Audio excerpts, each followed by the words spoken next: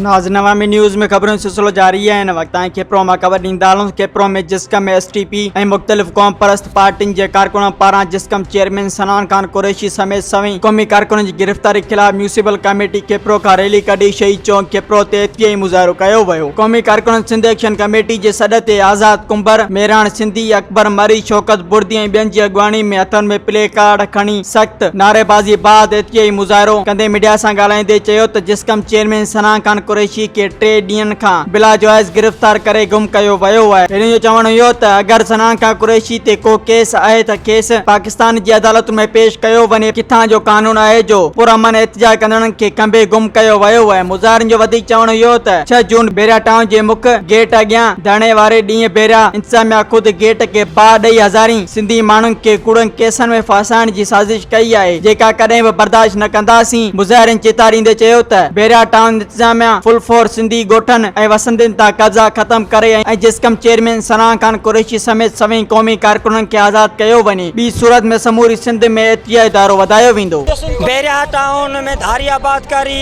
उते विहारे सिंध के सिंधी क़ौम के अक़लियत में तब्दील करण जे जेका साज़िश थी उन जे ख़िलाफ़ सिंधी क़ौम 6 तारीख़ ते पंहिंजो रेफरेंडम ॾिनो बेरिया टाउन जे अॻियां। उते पुरअमन असांजे धरणे खे पुरतशद्दुद बणायो ज़रदारी ऐं मलक रियाज़ जे गुंडनि। उन खां पोइ क़ौमी तहरीक के ख़िलाफ़ जो क्रैकडाउन शुरू थियो आहे। असांजी लीडरशिप असांजा कारकुन हज़ारूं कारकुन ते केस दाख़िल, हज़ारूं कारकुन मिसिंग आहिनि। असांजो ही पुरअमन धरणो आहे, मजबूर न कयो असांखे को ॿियो रस्तो इख्तियार करण जे करे। असीं चवंदा बिल पोर असांजा जेके क़ौमी लीडरनि खे आज़ादु कयो ऐं मलक रियाज़ ऐं बेरिया टाउन खे इन ज़मीन सां ठाहियो वञे, न त डाइण ऐं साड़ण असांखे अचे थो। सिंध क़ौमी महाज जो चेयरमैन मोहतरम सनान खान कुरैशी के रियासत दरिंदनि तरफ़ां बेगुनाह खंबियो वियो ऐं असांजी मरकज़ी क़यादत खे खंबियो वियो आहे। ऐं जेके बेरिया टाउन ते माज़लूम माण्हुनि ते शिलिंग करे ज़ख़्मी कया विया असांजा क़ौमी कारकुननि, उन जी असां मज़म्मत कंदे क़ौमी क़यादत ते फायर कई वई आहे। असांजो पुरज़ोर मुतालबो आहे त अक़वामी मुतहदा जा जेके इदारा आहिनि, इंसानी हक़नि जा इदारा आहिनि, उन्हनि खे असांजो पुरज़ोर मुतालबो आहे त तव्हां इसराइल लाइ आवाज़ उथारे सघो था। ही बेरिया टाउन, मलक रियाज़ ऐं पाकिस्तान सिंध लाइ इसराइल बणिजी फ़लस्तीन जी मसीह मज़लूम आहियूं। ही पाकिस्तान बेरिया टाउन सिंध लाइ इसराइल बणिजी चुको आहे। इन लाइ आवाज़ उथारियो।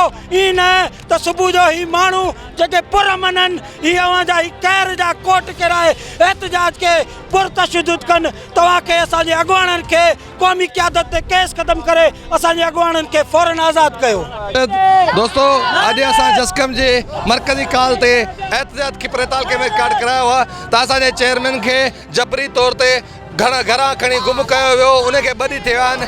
राति उनजे नंढड़े भाउ GM कुरैशी खे बि गुम कयो वियो। असांजी मरकज़ी पूरी कैबिनेट खे खणी गुम कयो वियो आहे, सिर्फ़ु इन लाइ कि सिंध जे इश्क में सिंध जे हक़नि जी ॻाल्हि घुरण था, कंहिं मज़लूम जी ॻाल्हि करण था, कंहिं मिसकीन जी मदद करण था। असांखे उन ॾोह में जेलनि में ऐं क़ैद कयो वञे थो, असांजा कूड़ा केस दाख़िल कया वञनि था। असांजो ॾोह सिर्फ़ु इहो आहे त असीं हिन मज़लूम क़ौम सां इश्क कयूं था ऐं हुन सां मुहबत कयूं था। उन जी असांखे इंतहा ताईं न वञणु ॾियो।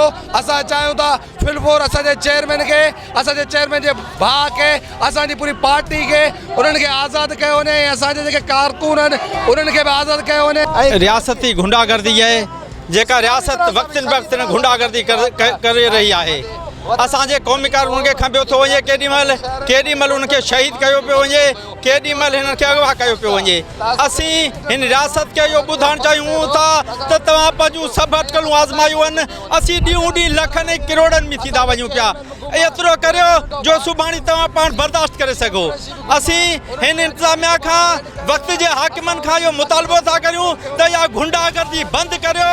हीअ सिंधी क़ौम जेको पुरअमन आहे, इहा पुरअमन सुभाणे पंहिंजे एहतिजाजनि ते लही आयो त तव्हांखे इहो तबाह ऐं बर्बाद करे छॾींदा ऐं तव्हांजूं इहे अटकलूं जेके आहिनि इहे ख़त्म थींदियूं। असांजो इहो जेको एहतिजाज 9 जून ते सिंध एक्शन कमेटी जे सॾ ते असां एहतिजाज कयो आहे। सॼी सिंध में असांजो एहतिजाज आहे।